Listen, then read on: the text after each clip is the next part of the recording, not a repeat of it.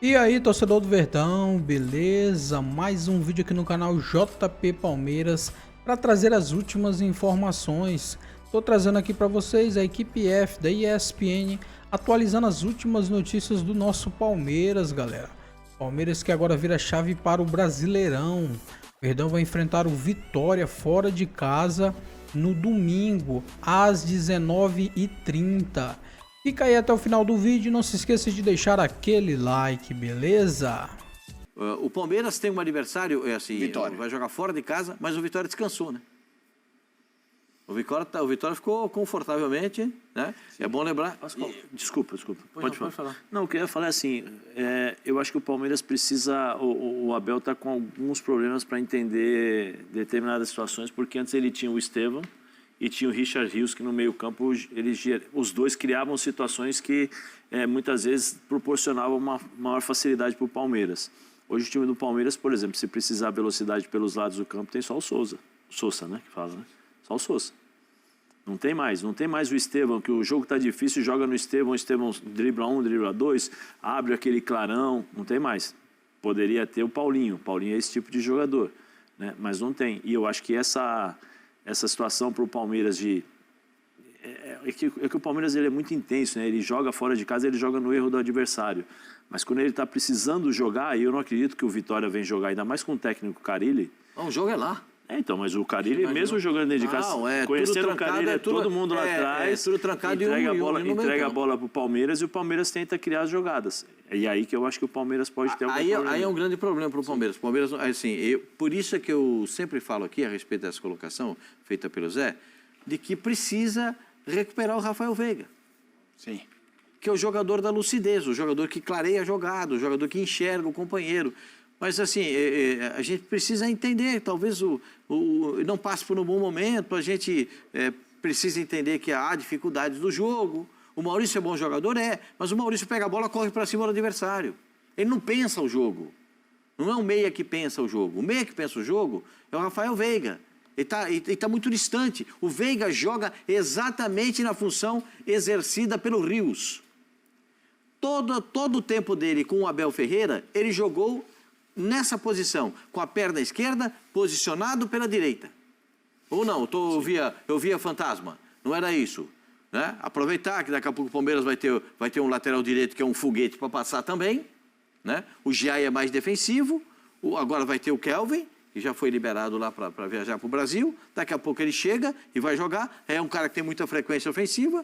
E aí pode ser que ele faça essa função novamente. Porque o Veiga é capaz de triangular. O Palmeiras jogava na fase de triangulação. O Zé Rafael era quem fazia a triangulação pelo lado esquerdo e o Veiga quem fazia a triangulação pelo lado direito. O Palmeiras perdeu um pouco isso porque o Estevão quebrava linhas.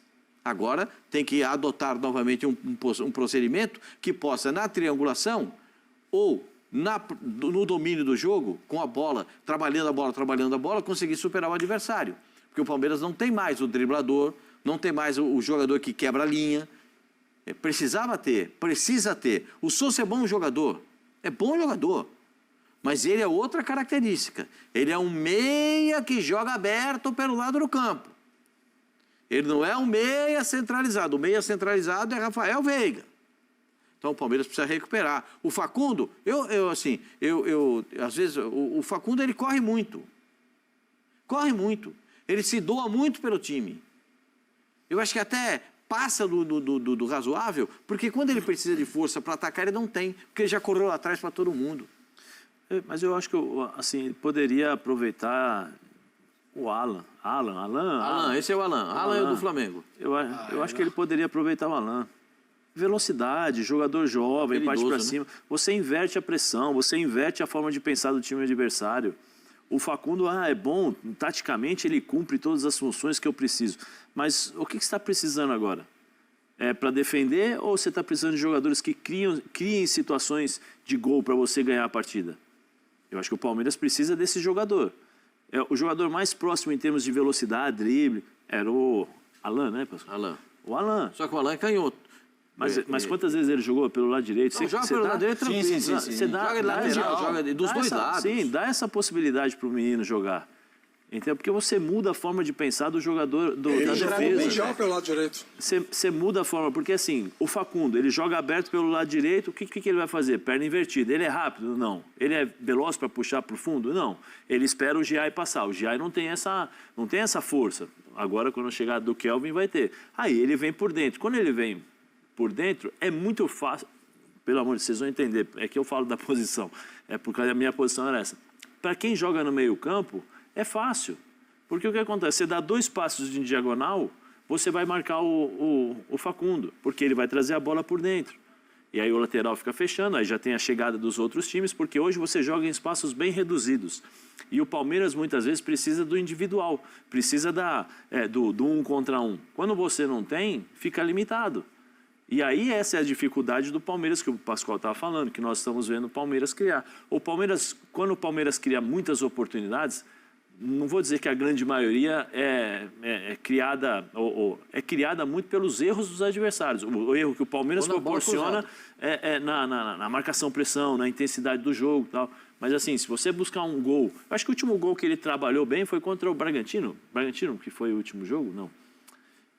No comecinho... Não, o gol do Fluminense foi bola roubada e a bola... Não, foi no Allianz Parque, desculpa. Foi contra o Grêmio, desculpa. Contra o Grêmio, que toca aqui, toca ali, abriu, cruzou... Foi o último, foi um gol trabalhado, mas se você observar na grande maioria dos jogos do Palmeiras, é no erro do adversário. Rafa, a gente tem uma tarja na tela que quem tem um adversário mais traiçoeiro, e aí a gente tirou até o Cruzeiro do Botafogo, não daria para incluir, mas desses ponteiros. Flamengo que pega o Ceará ou Palmeiras que pega o Vitória, os dois sendo visitantes? Eu acho que os dois vencem, viu, Felipe? Mas já que é para responder um ou outro, o Ceará é mais traiçoeiro do que o Vitória. O Vitória é aquilo que a gente já sabe, né? Futebol bem basal. Pouca capacidade de construção, o Carille chegou, assumiu o time e não mudou muita coisa, mudou o esquema tático, né? Passou já com linha de 4, alternando para linha de 3 em alguns momentos. Mas é uma equipe que tem poucos recursos, então assim, eu não espero surpresa, né? Ser traiçoeiro é quando você tem capacidade de surpreender o adversário. O Ceará tem mais essa capacidade, até pelo que já fez no próprio campeonato, embora atravesse um momento de mais instabilidade, mais do que o Vitória. Então, se é para comparar entre um e outro, eu acho que o Vitória tem muito menos condições de ser tratado como traiçoeiro do que o Ceará. Aí, em relação ao Palmeiras, eu queria acrescentar uma percepção que eu venho tendo já há algum tempo sobre a melhor maneira do Palmeiras jogar. O Vitor Roque é um jogador que é escalado para ser o centroavante, né? Mas nós sabemos que ele, como atacante, tem capacidade também de fazer o jogo pelo lado do campo. Ele é um jogador que tem essa facilidade de flutuação entre o corredor e o lateral e o corredor central. Quando o Pascoal fala sobre recuperar o Veiga, eu concordo. Mas, assim, também não estamos no dia a dia, não sabemos qual é, de fato, a questão do Veiga, se é só física, se é só anímica, se é técnica, se é má fase mesmo, qual é a questão do Veiga. O Veiga, em forma, tem que se titular no time do Palmeiras.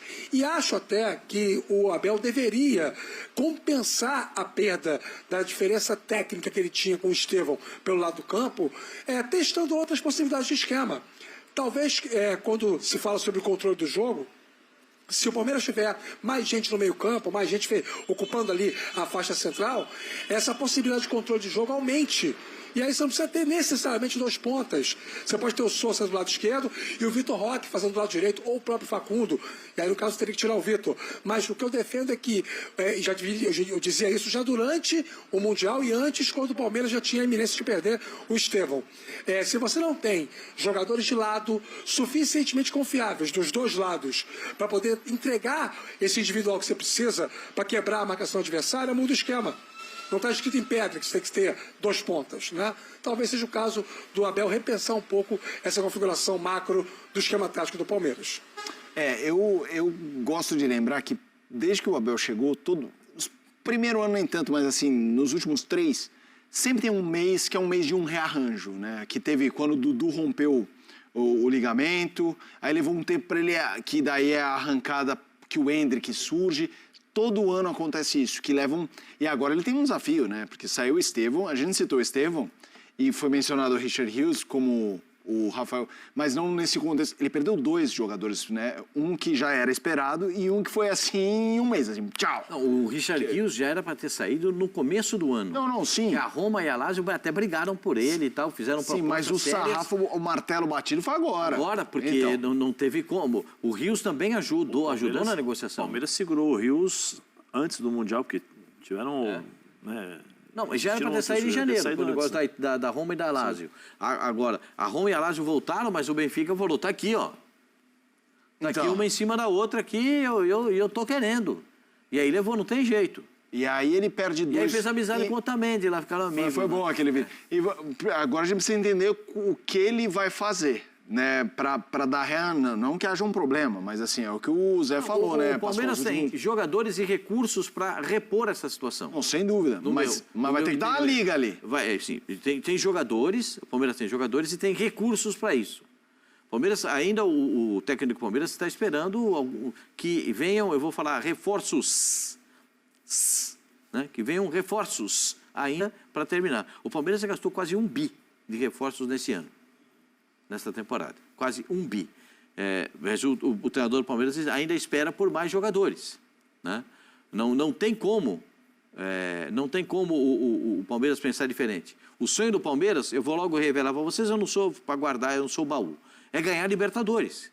Porque o Palmeiras quer voltar a jogar o Mundial de Clubes. E para jogar o Mundial de Clubes, você tem que ganhar Libertadores. Certo? Aí você tem 2 possibilidades. A Copa Intercontinental, no fim do ano, e o Mundial de Clubes depois, quando vai ser retomado. A gente não sabe se daqui 2 ou daqui 4 anos. A proposta agora é que seja de 2 em 2 anos. Então, existe essa perspectiva. Então, o Palmeiras tem que ganhar a Libertadores. E esse é o sonho do Palmeiras. Força total na Libertadores, mas não abrindo mão dos outros campeonatos, porque tem elenco capaz nas 2 situações. Ponto. Jogo contra o Vitória. Depois da partida contra o Corinthians, não tem outra resposta a dar, a não ser uma vitória jogando fora de casa. Aí é triunfo, né? Triunfo fora de casa para dar uma satisfação para o seu torcedor, porque na quarta-feira tem que estar todo mundo com aquela cara bonita, todo mundo bonitão, igual o Rafa Marques ali, ó, todo mundo arrumado, tudo bonitão, com uniforme, aquela coisa toda arrumada. Sabe para quê?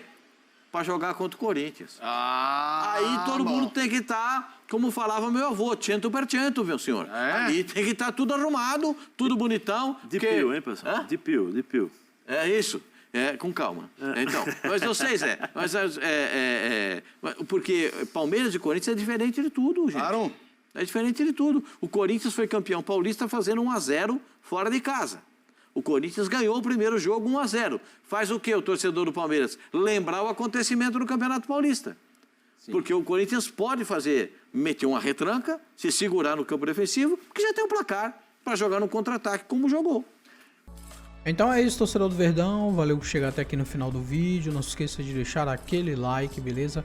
Se você ainda não for inscrito aqui no canal, já se inscreva. Ative o sininho de notificação para não perder nada que eu posto aqui no canal. Falou e até mais.